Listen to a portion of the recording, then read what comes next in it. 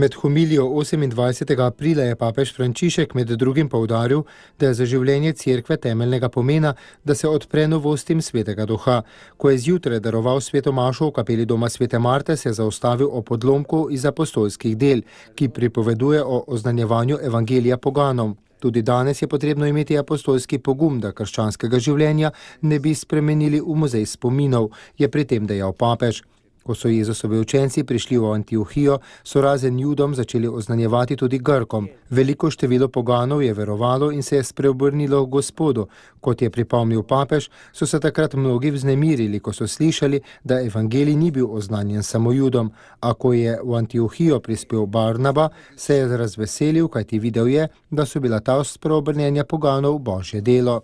Delo svetega duha je, da gre cerkev naprej. On nam pomaga slišati Gospodov glas. Papež si je na to zastavil vprašanje, kako sem lahko prepričan, da je glas, katerega slišim, Jezusov glas, da tisto, kar čutim, da moram storiti, prihaja od svetega duha. Odgovor je v molitvi. Brez molitve za duha ni prostora. Boga moramo prositi za ta dar svetega duha, da bi lahko v vsakem času razločili, kaj moramo storiti, kar ni vedno isto. Papež je ponovno poudaril, da gre cerkev naprej s presenečenji, z novostmi svetega duha, potrebno jih je prepoznati, zato pa je potrebno moliti, prositi za to milost. Delo duha je, da se ne zmotimo, poudarja sveti oče.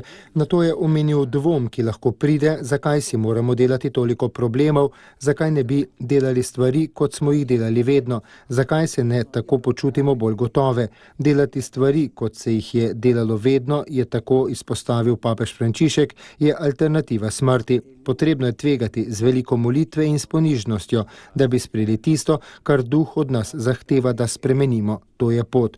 Ob sklepu pridige je papež vse povabil, da naj prosijo za apostolski pogum, da bi prinašali življenje in da iz našega krščanskega življenja ne bi naredili muzeja spominov.